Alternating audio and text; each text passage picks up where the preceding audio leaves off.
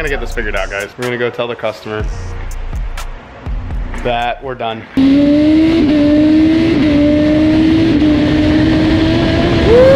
This sounds ridiculous! Hey guys, welcome back to the channel. For those of you who don't know me, my name is Eric, and I'm the tuner here at Proven Power Cycles. Today we have a 2017 ZX-10r in for an ECU flash and dyno tune. Now, we haven't done any work personally to this bike. However, he's got a knockoff exhaust, and I love it because we've already proved on other bikes that we've made decent power on these knockoff exhausts. It's an SC project, clone if you will. There's really not much to say about it. The opening is a good opening, just like a standard SC project. You can tell that they're fake because of the clamps, really. This is the main giveaway, is the clamp style, and also these springs and the way it slip fits on here, okay? That's kind of like the big giveaways. The SC project, the legit ones are, they're a little bit nicer of a finish, better clamping mechanism, better springs, and you see how this is loose. See how that spring's kind of loose? On the legit ones, they're a lot tighter. They're, again, just a better overall quality of a clamp and a better overall quality of an exhaust system. But again, focusing back onto the fact that it still has a decent diameter piping. Now, I'm not expecting the most power out of this, but I'm still expecting good power out of this. Here's another thing here. You see they have exhaust tape here. They have some kind of an aluminum style taping.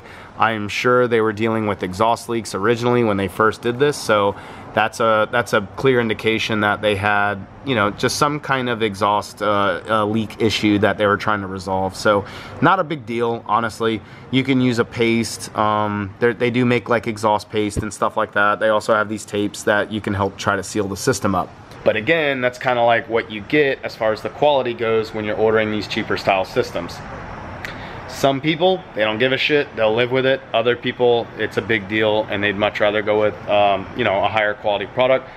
At the end of the day, guys, it's your call. So, but overall, everything looks good on the bike. We've already got it all set up. We've got our RPM. So right here is our tack pickup. So what this does right here is this enables us to pick up RPM and torque based on, this is called an inductive pickup. So it's based off basically magnets. It's picking up that signal.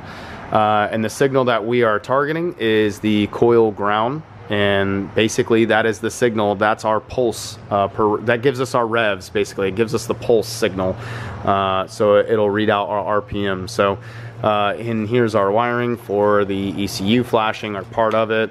And I want to say that's about it. So our ground, our dyno ground is here. So, and the last thing we need to throw in there is our sniffer into the exhaust system, which, why not? I'll do it now. Let's go ahead and shove that all in there. Man, that bird's angry. They're fighting over something. All right, guys. So basically, that's about it. We're gonna get this strapped in, get that hooked up, so we don't blast that thing out. So for those of you who've seen this, sometimes you'll see these sniffers. I have them connected via like a bungee cord, and there's a very good reason for that, because in times past I have ran these and it has shot it out because of the amount of pressure that's coming out of these exhaust systems. Figured we came up with a solution for that real quick, so it was pretty funny. But anyway, guys, let's see what this thing's gonna lay out. I'm getting ready to baseline it. Let's see what she does. Comment down below and tell me if you think this exhaust system is gonna make more, less, or the same power as a legit SC exhaust system will make, all right? Do it! Make your dreams come true!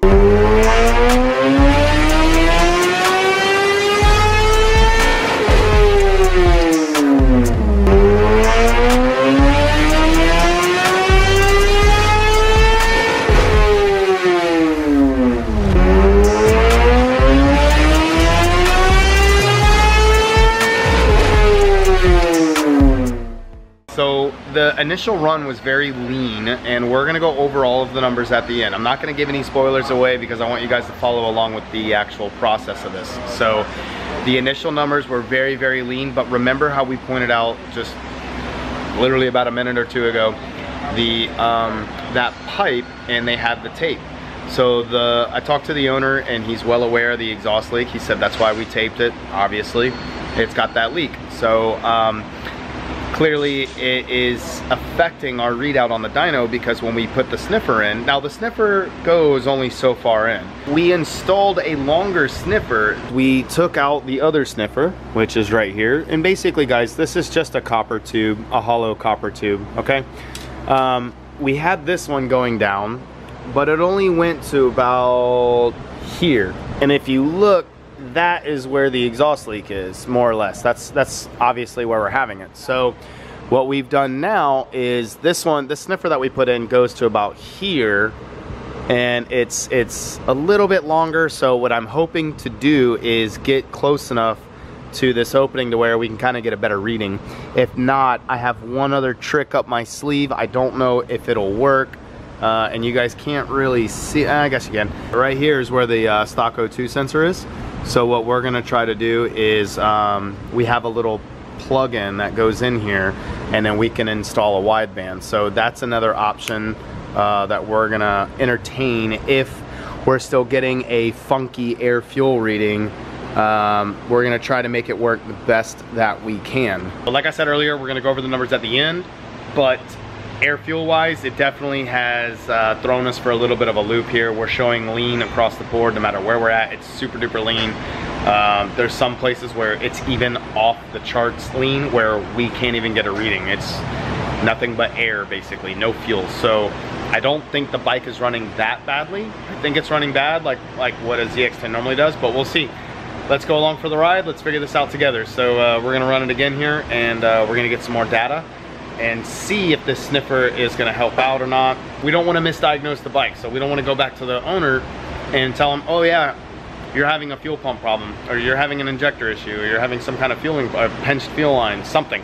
We don't wanna go back to them and tell them that, and unless we're very, very sure about it. So this is kind of, again, this is kind of the fun part of tuning, is you have to work through some of these issues that you run into, such as this.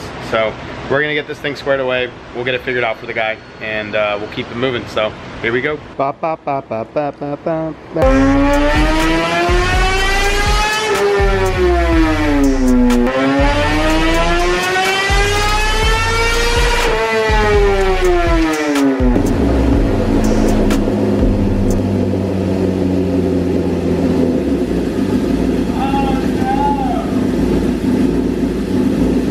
Somebody forget to pay the electric bill. Alright, so we're gonna get this figured out, guys, but yeah, the joys of running a small business, you know, this is shit like this happens. So alright, well, we're gonna go tell the customer that we're done. I'm just kidding, we're not done. We'll figure it out. Alright guys, and we're back. The power did kick back on, but naturally, the way things go, when the power kicked back on, we had no connection to the actual dyno, so we had an internet issue, so we had to go and resolve that as well. So it's been an eventful, I don't know, hour or so dealing with all of this. We talked to DynoJet, we finally got the issue resolved. We had to run a jumper wire with our Ethernet cables, so we are back into tuning now.